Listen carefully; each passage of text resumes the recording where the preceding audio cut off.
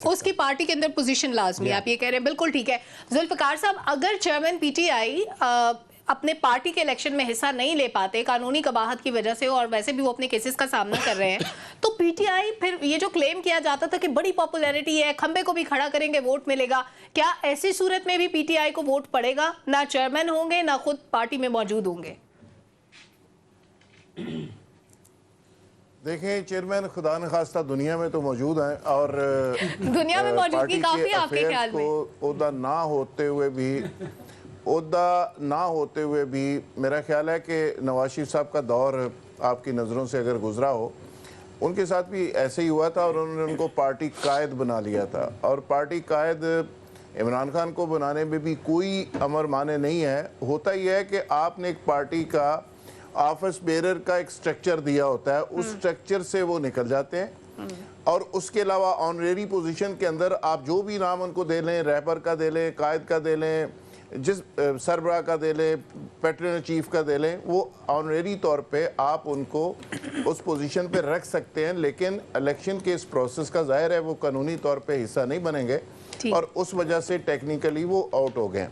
और ये भी लेवल प्लेइंग फील्ड का एक हिस्सा था कि मियाँ साहब अगर आउट हुए थे तो उनको भी आउट होना चाहिए, वो इलेक्शन से बाहर थे तो इनको भी बाहर होना चाहिए। तो चलो, मेरा ख्याल है, लेकिन इससे कितना फ़र्क पड़ेगा उनके वोटों पे, या मजलूमियत का कार्ड इस्तेमाल वो मज़ीद करेंगे कि देखें मेरे साथ और जुल्म हो गया, ज़्यादती होगी। जहाँ तक बात है कि इलेक्शन होंगे और इलेक्शन में कौन लोग उसकी जगह लेंगे, मेरी इतला ये है कि अलीमा खान का नाम उन्होंने दिया। अली मोहम्मद खान का नाम पहले था, अभी जो लेटेस्ट उन्होंने पार्टी के लोगों को कहा है अलीमा खान का उन्होंने नाम दिया है और उस पे बुशरा बीबी और अलीमा खान का दोनों का एक तरह से टाई पड़ी हुई थी। ठीक।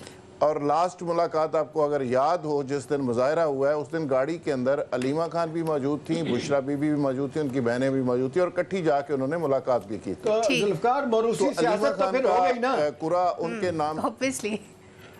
उनके नाम निकल रहा है और उम्मीद है कि वो पार्टी के लोग और वर्कर्स जो हैं उस पर मुत्फिक हो जाएंगे। और उनका ख्याल है कि इमरान खान के तो मौजूदगी में अलीमा खान के नाम के हवाले से थोड़ी जो पार्टी फॉलोइंग है या वर्कर्स हैं वो शायद मोटिवेट हो जाएं और उसके बिल्कुल ठीक है। जुल्फिकार साहब, आपका ओपिनियन आ गया, कितना फर्क पड़ता है नहीं पड़ता वो मेरा ख्याल है आने वाला वक्त फैसला। बिल्कुल ठीक है जुल्फिकार साहब, आपका ओपिनियन आ गया। चीज़ें तो सलमा पहले ही सारी सामने आ चुकी हैं, बस उसमें कोई ऐसी चीज़ तो है नहीं। असद मजीद साहब का स्टेटमेंट आ गया, उसमें आज़म खान साहब का स्टेटमेंट आ गया, जो बाकी सारे लोग हैं सबकी आलमोस्ट 164 की स्टेटमेंट, और किसी ने वैसे जाके पेश होकर वहाँ पे स्टेटमेंट दे दी, वो सब की सब चीज़ें तो आ चुकी हैं।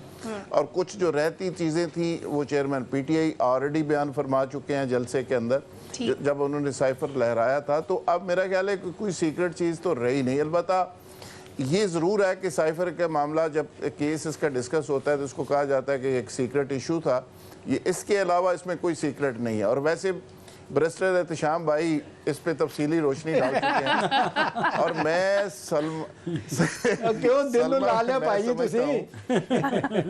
मैं मैं ज़ाती तौर पे समझता हूँ कि चेयरमैन पीटीआई को अब जाके जो समझ आ रही है, ये काश लतीफ़ खोसा साहब से और एतजाज़ साहब से पहले उनका रब्ता होता और वो बताते हैं कि हमारा एस्टेब्लिशमेंट के साथ फड्डा पीटीआई का, पीपल्स पार्टी का हुआ था तो क्या हुआ था, और माजी के अंदर जिस जिस पार्टी को वास्ता पड़ा था और जिस जिस पार्टी को ये शौक़ था अदारों के साथ टकराव का, उसके साथ नतीजा क्या हुआ था।